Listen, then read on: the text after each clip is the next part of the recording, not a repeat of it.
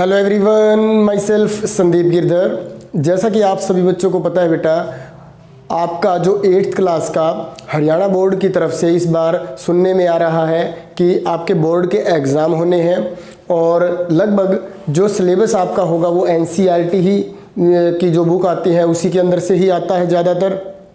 तो इसलिए आपको आज से मैं NCERT जो मैथ्स की हमारी बुक है उसकी जो जो एक्सरसाइजेज आएंगी सिलेबस के अंदर उनकी वीडियो प्रोवाइड करवा रहा हूं और आप भी इन वीडियोस की हेल्प से जो भी आपके कॉन्सेप्ट है उनको अच्छे से समझ करके आप अपने मार्क्स अच्छे ले सकते हो। तो चलिए आज हम स्टार्ट करते हैं। इसका चैप्टर नंबर जो 1 है, उस चैप्टर नंबर 1 के अंदर जो एक्सरसाइज 1.1 है ये आपके एग्ज़ाम के अंदर आनी है। तो सबसे पहला जो हमारा टारगेट रहेगा वो उन एक्सरसाइजेज को करना होगा जो एक्सरसाइज आपके एग्ज़ाम के अंदर आ रही हैं, और जो बाकी की रिमेनिंग एक्सरसाइजेज रह जाएंगी आप उनको फिर कभी हमें जब टाइम लगेगा तब आपकी वो कंप्लीट करेंगे। बट पहले वही सिलेबस करवाते हैं जो आपका एग्ज़ाम में आएगा। तो देखिए इसकी जो 1.1 एक्सरसाइज है उसके अंदर डायरेक्ट जाने से पहले एक जो इंट्रोडक्शन वाला पोर्शन होता है वो हम स्टार्ट करेंगे। तो सबसे पहले मैं इसका इंट्रोडक्शन आपको दे रहा हूं और इंट्रोडक्शन जब कंप्लीट हो जाएगा तो फिर हम हमारी एक्सरसाइज स्टार्ट करेंगे।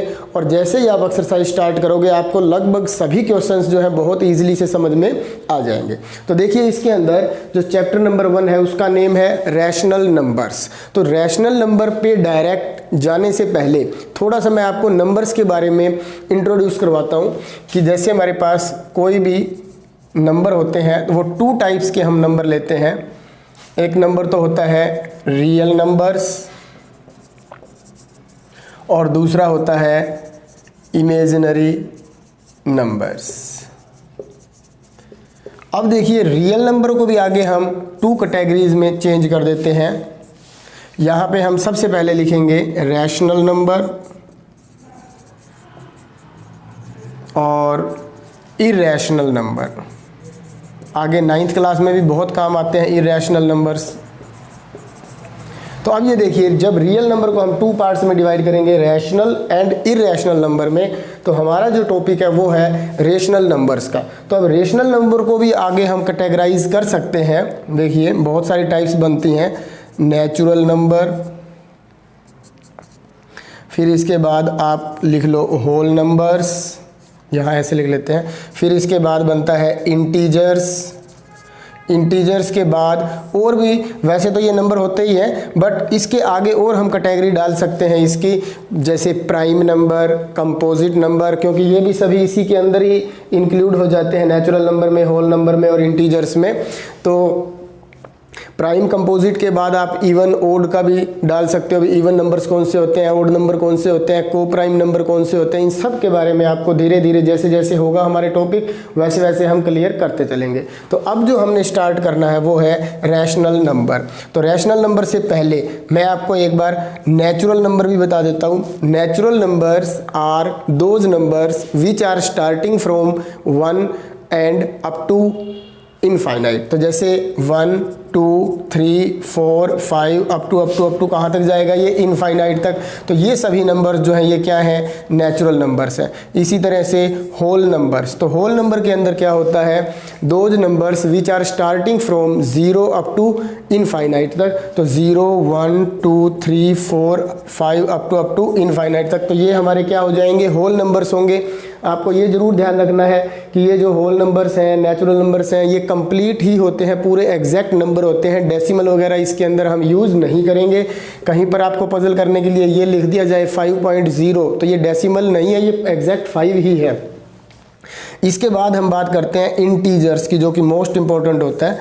देखो integers are those whole numbers which are both positive and negative. मतलब वो होल नंबर जो पॉजिटिव भी हों और नेगेटिव भी हो, -1 -2 -3 अप टू माइनस इनफाइनाइट तक। तो ये जो नंबर होंगे हमारे वो सभी क्या कहलाएंगे, इंटीजर्स कहलाएंगे। इवन नंबर, ओड नंबर इसके बीच में आ जाएंगे, प्राइम कंपोजिट भी इनके बीच में ही आ जाते हैं। वो आपको मैं फिर कभी किसी वीडियो के अंदर इंट्रोड्यूस करवाऊंगा।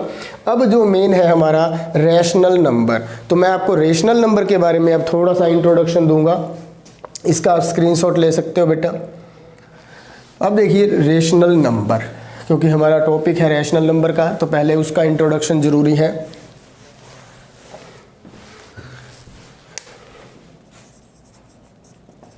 Rational numbers are those numbers, rational numbers are those numbers which are in the form of P upon Q, where P and Q both are integers but Q is not equal to 0। तीन बातें दे रखी हैं इसके अंदर कि कोई भी rational number जो है वो नंबर 1 P/Q की फॉर्म में होगा, number 2 P and Q both are integers, दोनों जो है वो इंटीजर्स भी होने चाहिए, और तीसरी बात ये दे रखी है कि Q जो है वो 0 के इक्वल नहीं होगा। तो ये तीन स्टेप्स हमें कैसे फॉलो करने हैं। जैसे सपोज कीजिए 7/-5 हमने एक नंबर लिया है रैशनल नंबर, तो हमें कैसे पता चलेगा कि ये रैशनल है। तो नंबर 1, क्या ये P/Q की फॉर्म में है, मतलब न्यूमरेटर अपॉन में डिनोमिनेटर की फॉर्म में है, तो हम कह सकते हैं यस है। तो ये फर्स्ट कंडीशन फॉलो कर रही है। इसके बाद second condition, P and Q both are integers, मतलब P जो है वो क्या है 7 और Q जो है वो क्या है -5, तो इसका मतलब 7 भी इंटीजर होता है और 5 भी इंटीजर होता है। जैसे हमने अभी बताया था मैंने आपको, those whole numbers which are both positive and negative, तो ये दोनों ही इंटीजर्स हैं। तो इसका मतलब सेकंड कंडीशन भी फॉलो कर रही है। अब इसके बाद है Q is not equal to 0। तो Q is not equal to 0 का मतलब होता है कि जो हमारा डिनोमिनेटर है, क्योंकि Q की जो पोजिशन है वो कहाँ पर है, डिनोमिनेटर के प्लेस पे, और जो डिनोमिनेटर है वो हमारा 0 नहीं होना चाहिए। इसके अंदर क्या है -5, तो इसका मतलब जो -5 है 0 के इक्वल नहीं होता, इसलिए ये तीसरी कंडीशन जो है वो भी फॉलो कर रही है। तो हम लिख सकते हैं 7/-5 इज ए रेशनल नंबर। तो ये हमारा रेशनल नंबर है। अब यदि आपसे ये पूछा जाए कि बताइए -9 या +9 क्या रेशनल नंबर है, तो आपको स्टेटमेंट में आपने देखा कि P/Q की फॉर्म में होना चाहिए, तो आप जस्ट देखते ही ये मत बता देना कि ये तो P/Q की फॉर्म में नहीं है, इसी वजह से ये रेशनल नंबर नहीं होगा। क्योंकि आपको एक बात और भी याद रखनी है, 1 is the denominator of every number. कोई भी नंबर होता है उसका जो 1 है वो क्या होता है, ऑलवेज डिनोमिनेटर होता है। तो अब आप देख सकते हो -9/1 जो है वो P/Q की फॉर्म में बन चुका है, इसलिए फर्स्ट कंडीशन फॉलो कर रही है। अब सेकंड क्या है, इंटीजर्स। तो देखो इंटीजर्स के बारे में हमें कैसे पता लगाना है कि जो P है वो भी और Q है वो भी दोनों इंटीजर्स होने चाहिए। तो देखो P -9 भी इंटीजर होता है और 1 जो है वो भी इंटीजर होता है, तो इसलिए ये इंटीजर वाली जो कंडीशन है वो भी फॉलो कर रही है। अब थर्ड पॉइंट जो है वो है Q is not equal to 0, means 1 जो है वो 0 के इक्वल देख सकते हो आप नहीं होता, इसलिए -9 या +9 जो भी हो वो सभी के सभी क्या होंगे, वो भी रेशनल नंबर होंगे। अब एक और लास्ट क्वेश्चन हम कर लेते हैं। 0 के बारे में यदि आपसे पूछ लिया जाए कि क्या 0 जो है वो रेशनल नंबर होता है या नहीं होता, तो उसके लिए भी हम क्या करेंगे, 0 के अपॉन में हम 1, 2, 3, 4 कोई भी नेचुरल नंबर लिख सकते हैं। बस 0 के अपॉन में 0 नहीं लिखना, क्योंकि जब 0 के अपॉन 0 लिख देंगे तो ये इनडिटर्मिनेंट फॉर्म बन जाएगी, इसीलिए इसको अवॉइड हमें करना है। तो 0/1 क्या ये रैशनल नंबर है या नहीं, तो देख सकते हो आप P/Q की फॉर्म बन रही है। दूसरा, 0 भी एक इंटीजर है और 1 भी एक इंटीजर है, इसलिए ये दोनों इंटीजर्स हैं। तीसरा, Q is not equal to 0, मतलब जो 1 है उसके प्लेस पे हम 0 नहीं लिख सकते, क्योंकि 1 0 के इक्वल नहीं होता, तो इसलिए 0 इज़ ए रेशनल नंबर। तो ये क्या है, रेशनल नंबर होंगे। और जो इरेशनल नंबर होते हैं वो रूट की फॉर्म में, कोई भी जैसे √3 कोई भी प्राइम नंबर उसका स्क्वायर रूट जो होगा वो सभी नंबर्स क्या आएंगे, इरेशनल नंबर होते हैं। तो यहाँ तक आपको सभी को बच्चों को समझ में आ गया होगा। अब देखिए नेक्स्ट, अब देखिए इसी के इंट्रोडक्शन के अंदर एक क्लोजर प्रॉपर्टी आती है और वो भी आपको ज़रूर से ज़रूर आनी चाहिए। तो क्लोजर प्रॉपर्टी क्या चीज़ होती है, तो देखो क्लोजर प्रॉपर्टी को हम नेचुरल नंबर के ऊपर भी, होल नंबर्स के ऊपर भी, इंटीजर्स के ऊपर भी और रेशनल नंबर्स, इन सब के ऊपर करके देखेंगे कि क्या ये क्लोजर प्रॉपर्टी जो है वो इंटीजर्स के लिए, रैशनल नंबर्स के लिए, या फिर जो हमारे ये होल नंबर्स हैं इनके लिए क्लोज्ड होती है या नहीं होती है। तो इसका मीनिंग क्या है, सबसे पहले हम ये समझते हैं। जैसे सपोज करते हैं, हम पहले ले लेते हैं नेचुरल नंबर्स के लिए, नेचुरल नंबर्स के लिए। तो ये देखिए, कोई भी दो नेचुरल नंबर को जब हमारे पास 4 ऑपरेशंस होते हैं, एक तो होता है हमारे पास एडिशन का, एक होता है हमारे पास सब्ट्रैक्शन का, एक होता है मल्टीप्लिकेशन का, और एक होता है हमारे पास डिवीज़न का।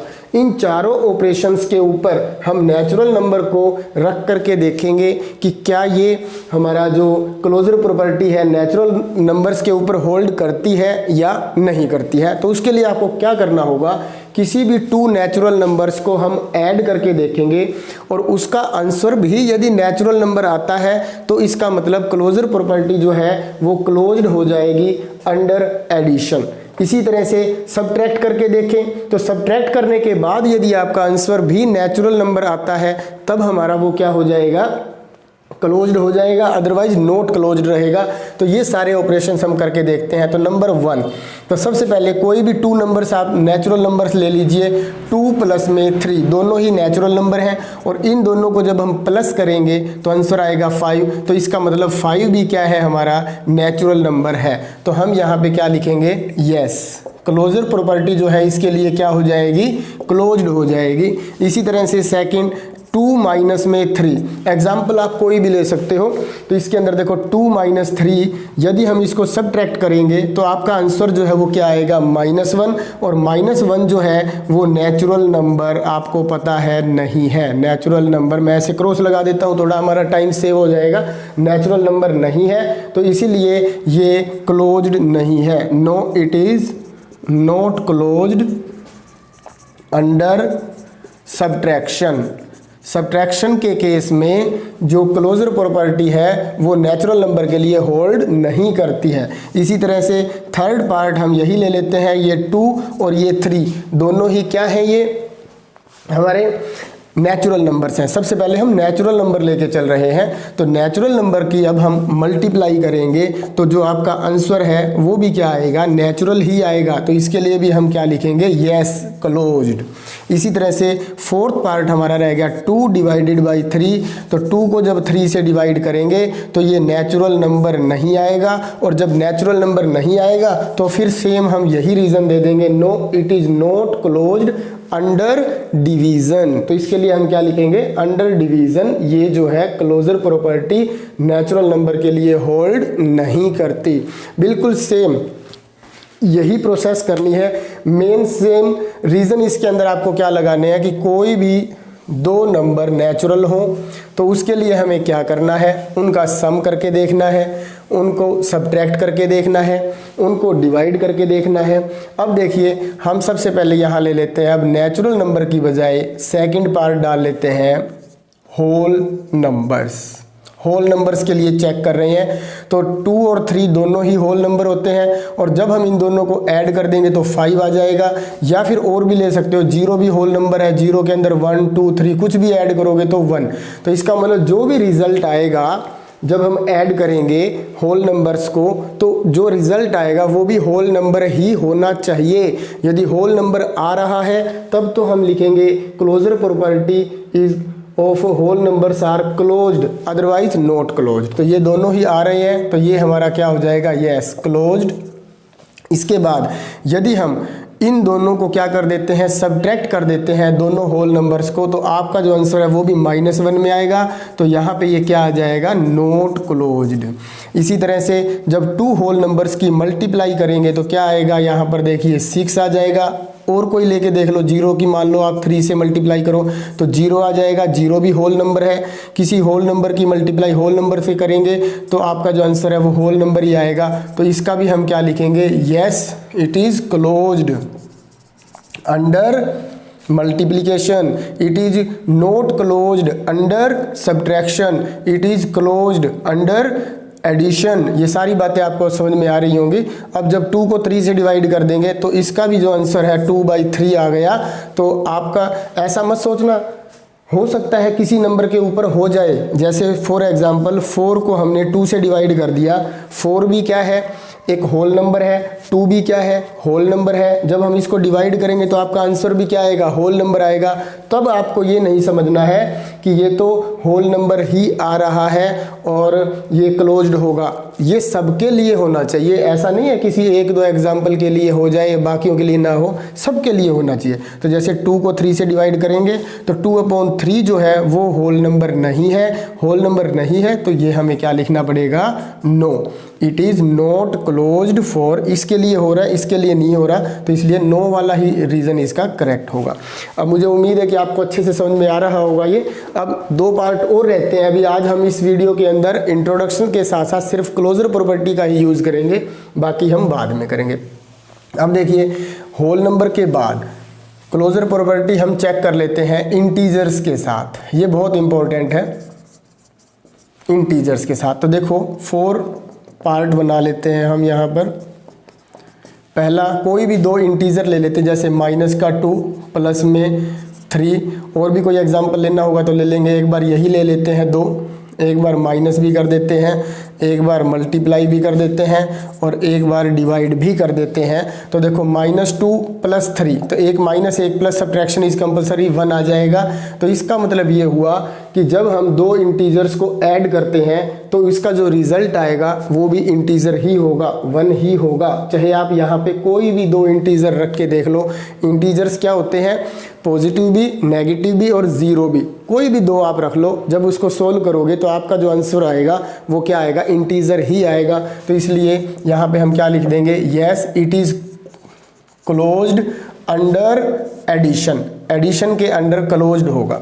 इसी तरह से जब इनको हम सोल्व करेंगे, ये भी माइनस, ये भी माइनस, साइन क्या आ जाएगा, माइनस का, और ये ऐड होके क्या आ जाएगा, -5। तो जब किसी भी 2 इंटीजर्स को जब हम सबट्रैक्ट करेंगे, तो जब सोल्व करेंगे तो आपका जो आंसर आएगा वो भी इंटीजर ही होगा। चाहे आप कोई भी एग्जाम्पल अपना रख के देख लेना, बस वो होना क्या चाहिए, इंटीजर्स होना चाहिए, और कोई नंबर मत रख देना। तो -5, तो इसका भी हम क्या लिखेंगे, यस क्लोज्ड। इसके बाद किसी भी 2 इंटीजर्स की जब आप मल्टीप्लाई करोगे, चाहे आप माइनस माइनस वालों की कर लो, चाहे आप प्लस प्लस वालों की कर लो, या फिर आप चाहे एक प्लस का हो एक माइनस का हो, उनकी मल्टीप्लाई करोगे तो आपका एक आंसर आएगा, और वो आंसर जो आपका होगा वो क्या होगा, इंटीजर ही होगा। माइनस माइनस +6 हो जाएगा, और +6 आ रहा है मीन्स इंटीजर्स आ रहा है, तो आप क्या लिखोगे, yes it is closed under multiplication. अब आ जाओ डिवीजन पर, माइनस से माइनस कट कर दो, तो 2/3 जो है वो इंटीजर नहीं है। फिर वही बात दोबारा से बताऊंगा कि डिवाइड हो जाता तब एक्सेप्शनल केस में मानते हैं उसको, पर सबके लिए होना चाहिए ये, तो सबके लिए नहीं हो रहा, तो इसलिए ये क्या होगा, नॉट क्लोज्ड अंडर डिवीजन। तो आपको अच्छे से समझ में आ गया होगा। क्लोजर प्रॉपर्टी नेचुरल नंबर के बारे में भी बता दिया, होल नंबर्स के बारे में भी बता दिया, इंटीजर्स के बारे में भी बता दिया। अब एक लास्ट और रह गया हमारा रेशनल नंबर्स के बारे में। तो रेशनल नंबर्स के बारे में हम कैसे पता लगाएंगे, यहाँ पे हम लिख लेते हैं रेशनल नंबर्स। मान लो सपोज कीजिए आपके पास एक, ये आपने 2 रैशनल नंबर लिए, चाहे प्लस लो चाहे माइनस लो, कोई भी लो। जब हम इसको ऐड करेंगे तो इसका एलसीएम क्या आएगा, 12, 4 2 = 8, 3 1 = 3, और इसको ऐड कर देंगे तो आपके पास हमेशा जो भी आंसर आएगा वो रेशनल ही होगा। तो इसका मतलब रेशनल नंबर को हम ऐड करेंगे तो आंसर भी रेशनल नंबर ही आएगा। तो इसलिए हम लिख सकते हैं, yes closure property of rational numbers for addition is closed. अच्छे से समझ में आ गया होगा। सेकंड, जब आप सबट्रैक्ट कर दोगे तो भी आपका आंसर वही आएगा, 5/12, मतलब यस ही लिखना है क्योंकि क्लोज्ड ही होगा सब्ट्रैक्शन के लिए भी। जब भी किसी 2 रैशनल नंबर को आप एक दूसरे में से सब्ट्रैक्ट करोगे, एलसीएम लेना होगा। कई ऐसे रैशनल नंबर होंगे जिसमें एलसीएम लेने की ज़रूरत नहीं होती है, जैसे 9 में से 5 को माइनस कर दिया तो 4 आ जाएगा। तो 4 भी एक रेशनल नंबर है, मैं पहले आपको बता चुका हूँ, क्योंकि उसका डिनोमिनेटर 1 होता है। इसी तरह से थर्ड है हमारा मल्टीप्लिकेशन का। कभी भी आप किसी भी 2 रैशनल नंबर को चाहे आप मल्टीप्लाई कर दो तो यहाँ पे ये कैंसिल होके क्या आ जाएगा, 1/2। तो जो भी आंसर आएगा, चाहे कैंसिल हो चाहे कैंसिल ना हो, कैंसिल नहीं होगा तो न्यूमरेटर की न्यूमरेटर से मल्टीप्लाई कर दो, डिनोमिनेटर की डिनोमिनेटर से कर दो, और जो आंसर आ जाएगा आपका वो भी क्या होगा, रैशनल नंबर ही होगा। और रैशनल नंबर होगा तो हमें क्या लिखना है, yes it is closed under multiplication. अब एक लास्ट रह गया इसका डिवीज़न। जब हम इसको डिवाइड करेंगे, मान लो कोई भी नंबर ले लो यहाँ, बस वो क्या होना चाहिए, रेशनल नंबर होना चाहिए।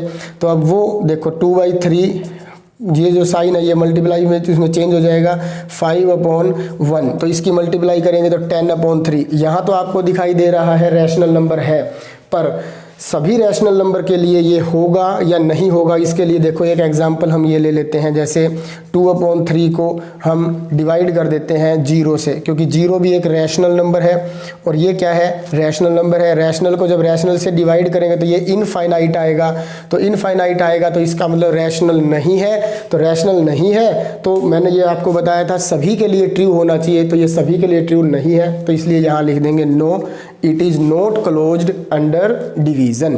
तो इस तरह से आपकी आज क्लोजर प्रॉपर्टी हमारी कंप्लीट हो गई है। इसके बाद जो हमारा नेक्स्ट टॉपिक होगा वो होगा कॉम्यूटेटिव वाला, और वो भी बहुत इंपॉर्टेंट है, आपने उसको भी ज़रूर देखना है। और यदि आपको ये अच्छे से समझ में आ गया हो तो इसको आप लाइक और शेयर ज़रूर करते रहना, क्योंकि एनसीईआरटी का जो पेपर होगा वो सभी बच्चों के लिए होना है, इसलिए आप अपने अपने तक सीमित मत रखना, जो भी आपके फ्रेंड्स हैं उन तक भी इनको ज़रूर शेयर करना। Thank you and have a nice day.